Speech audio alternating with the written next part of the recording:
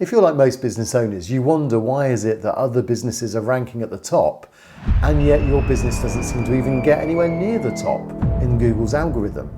And you know, if you were near the top, then your inquiries and your calls would be a bit like when you land on a plane and you put on your phone and you get data, suddenly all the emails, the messages come flooding in.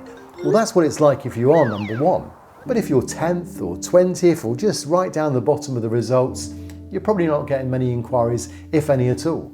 And I know because I've been in that situation, but I also know what happens when you get to number one. So in this video, I'm going to show you how you can get to number one. I'm going to show you why competitors are number one for all the wrong reasons. And finally, if you've tried everything else and it still hasn't worked, I've got a great trick I'm going to show you too. But first of all, let me just tell you that every person that I speak to on my Zoom consulting say the same thing, that they feel they should be number one, and for some reason the competition has no rights to be there. And why are they number one instead of them?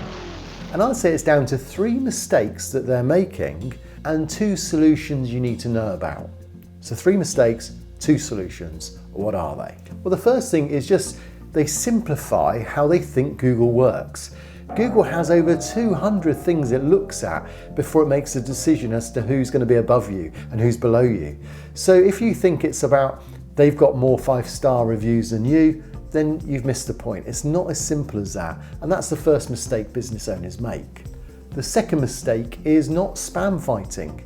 Now, I did a survey on my community and unfortunately most of them realise now the value of spam fighting. But if you don't know what spam fighting is, it's basically looking at your competitors, and if you can see that they're not following the guidelines and you are following the guidelines, then you've now got this unfair playing field.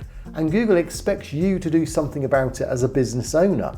And what can you do about it? Well, you can simply just click report or flag it and then explain to Google why you think it's inappropriate. It's kept anonymous, so as far as Google's concerned, you can do this, and if it's true what you're saying, then Google will look into it and they should hopefully remove it. And the third mistake people make is not realizing that brand authority is all part of ranking your business. So what does Google think about your brand? And that's made up of social media, it's made up of the reviews that are not just on Google, but as I showed in my workshop, actually third party also adds to how Google views and rates your business on its profiles. So what people say on Facebook about you, how you're perceived on indexes and citations, they all build up your brand.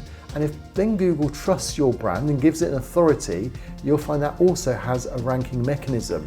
So if a business has low ratings and yet has great ratings elsewhere, that may be why it's above you. And so that's the third area, is understanding the importance of brand authority. So those were 3 common mistakes, but there's also 2 other things you can do in a positive way. Solutions. One of them is just to be aware of the green circle situation, which I mention on a video in a minute, which I'll give you a link to. And the second area is a solution regarding the human factor. A lot of people don't realise, but Google wants to also consider your results for humans. So it may actually have Google employees go and view your website, view your profile, view your social media to get an idea of how trustworthy is it. But human elements don't just include things like your branding. It will look at photographs, it will look at your business itself and how it's rated, how you respond to Google reviews and how you kind of respond to when things go wrong. It's down to the NAP, the consistency of your business. Is the phone numbers the same? Is the website the same? Is there consistency there? There are so many factors that it really needs a human being to look at your business and then to see how it's perceived by humans. And what you can do is you can just get your friends or your family to have an outside look at it and just give you some honest feedback. Now the challenge is they may not want to upset your feelings if there's something that needs to be changed. And secondly, they're not really experts in their field. But of course there is something you can do about that, which I'll come on to at the end of the video. But earlier I mentioned there's also a trick that you can do to bump start the whole of this process so you can get ranking straight away. And it comes down to the fact that Google Ads is also advertised within your Google business profile. So sometimes it will suggest, do you want to advertise? Now the key is here not to spend a whole budget on advertising forevermore, but just to kickstart your business so it gets seen. Once your business gets seen through ads, so say you budgeted $50 and then you were then seen for, say, the next week, if the positive signals are showing that customers like what they're seeing when they come across you from advertising, they give signals that will actually then start to snowball your ranking.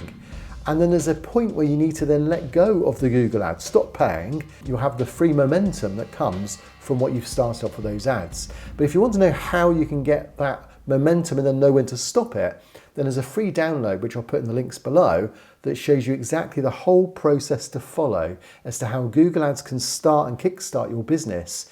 You'll get free signals, which then will mean that you'll get a higher ranking for free in a local business. So if you want to download that Google Ads guidelines, then I'll put a link down below for you.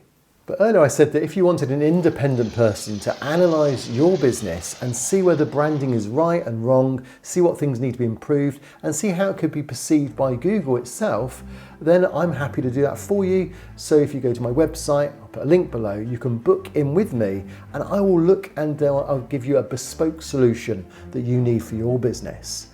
And that video about the green circle and the signals that you need to look at, well, that's right here now. Have a look at that, because if you're still new to starting out and you want to get your business kick-started and you haven't got a green circle, then you need to find out what that green circle is, and it's right here. So I'll see you on that next video.